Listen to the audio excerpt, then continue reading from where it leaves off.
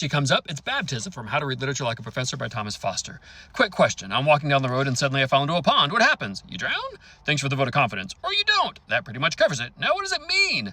Does it really mean anything either way? I mean, if you drown, you drown. If you get out, maybe it means you can swim.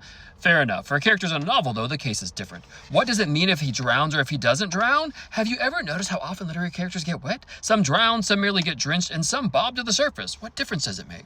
First of all, let's take care of the obvious. You can fall into the water in an instant from a bridge that gives way, for instance, or you can be pushed, pulled, dragged, tripped, or tipped over, all of which have their own meanings, of course, and can be taken quite literally. Beyond that, drowning or not has profound plot implications, as do the means by which a character does or doesn't drown.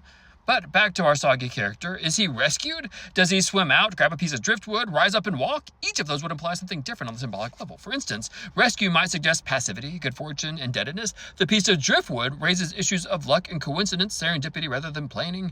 Remember the situation that begins Judith Guest's Ordinary People from 1976. So you know the deal. Two brothers go out sailing on Lake Michigan, a storm comes up and one of them drowns and one doesn't. Now, the story works because it's the older, stronger son, the swimming star, an apple of his mother's eye, the one who never dies except in family tragedies and war stories, who perishes.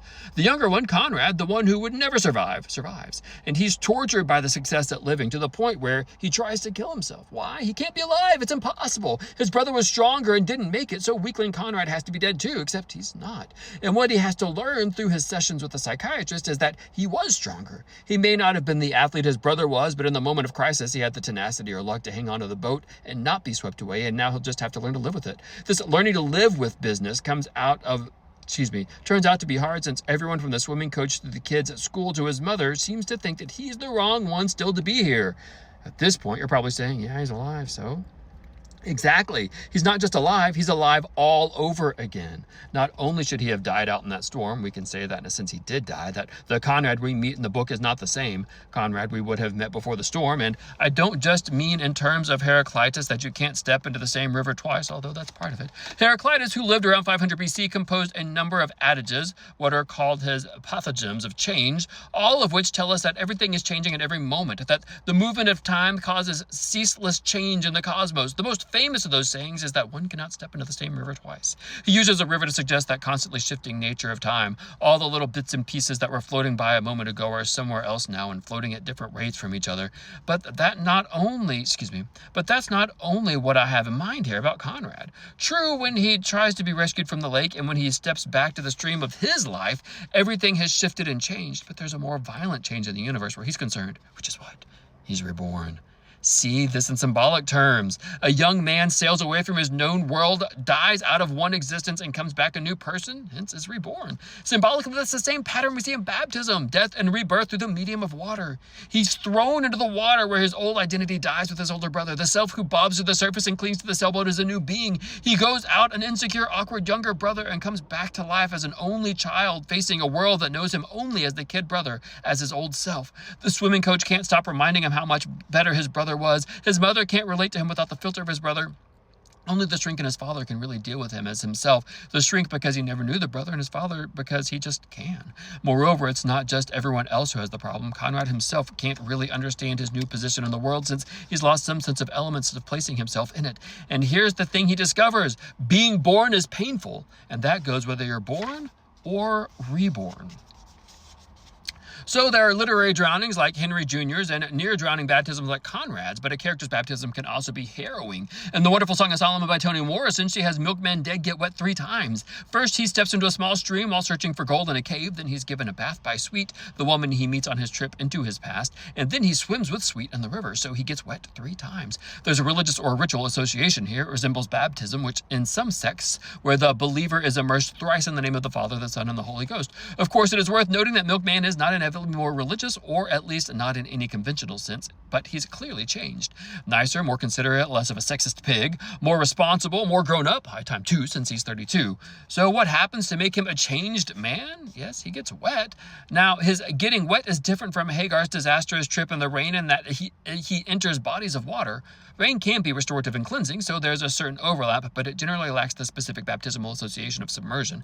And Milkman does eventually go all the way in, but if characters were formed every time they got wet, no book would ever have rain. The thing about baptism is you you have to be ready to receive it.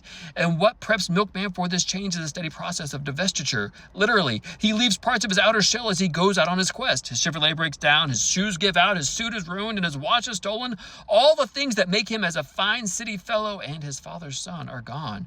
That's his problem. See, he has he's no one on his own when he starts out. He is Macon-Dead the third, son and heir of Macon-Dead the second, inheritor of all his worst tendencies.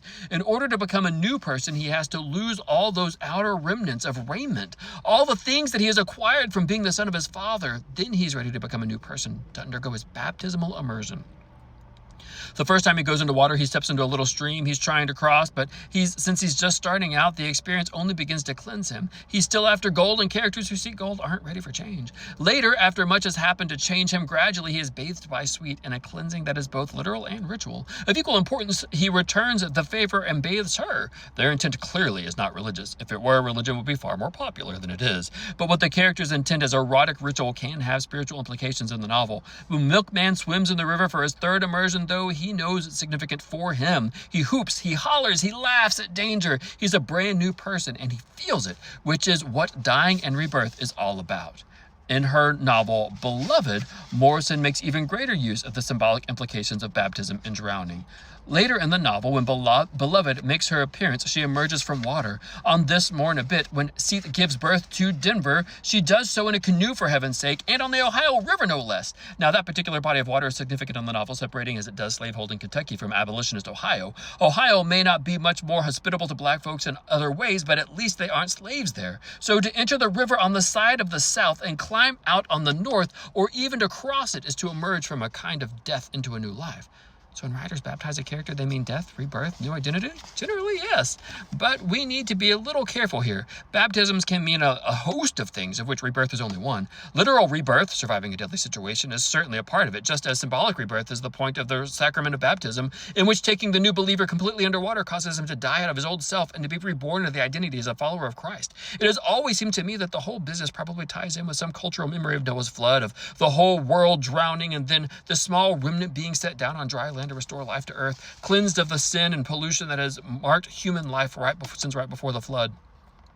Seen this way, baptism is a sort of reenactment on a very small scale of the drownings and restorations of life. Of course, I'm not a biblical scholar and may therefore be miles off base. Still, it's certainly true that baptism is itself a symbolic act, and that there's nothing inherent in the act that makes a person more religious or causes God to take notice. It's not as if this is an activity universally practiced among the world's religions or even among the big three Western religions. So in a literary work, does submersion in water always signify baptism? Well, it isn't always anything. Always and never aren't good words in literary studies. Take rebirth. Does it represent baptism? If you mean, is it spiritual, then we can say sometimes. Sometimes, though, it may just signify birth, a new start, largely stripped of spiritual significance. Let's take my old standby D.H. Lawrence. In The Horse Dealer's Daughter, 1922, he has a young woman, Mabel, nearly drowned, rescued at the last moment by the local doctor. Her family horse farm has been sold off after the father's death, and although he's been a little more than a drudge in the family structure, she can't bear to leave and go to the only place, a manor house, that will take her in. So she cleans the gravestone of her long-dead mother, clearly indicating her intent to join Mom, and walks into the nearby pond. When young Dr. Ferguson sees her go under, he races in to save her, nearly dying in the process as she pulls both of them under. He manages with some difficulty to get her above the water again, to carry her to safety, and generally to care for her, which is clearly a first for both of them. Here's where things get messy, though. The doctor brings her forth from the watery bed. She is coated not with clean water, but with slimy, smelly, rather disgusting fluid. When she awakens, she has been cleaned up and wrapped in a blanket, under which she's as naked as, well, the day she was born. In fact, it is the day she is born, or reborn. And if you're going to be born, you may need a doctor in attendance, although he usually doesn't have to dive in with you, to the relief of mothers everywhere. And there's going to be all that amniotic fluid in afterbirth, and after that cleaning and a receiving blanket and the whole bit. So what does she do with this brand new life of hers? Tell young Ferguson, I love you, a thought which has never occurred to either of them until this moment. And this reborn self thinks it's a satisfactory idea, even though he's never found her attractive until this moment. But she's a brand new person, and so is he. And these new slaves find something in each other the old ones, limited by their associations with the rest of the family, couldn't possibly find.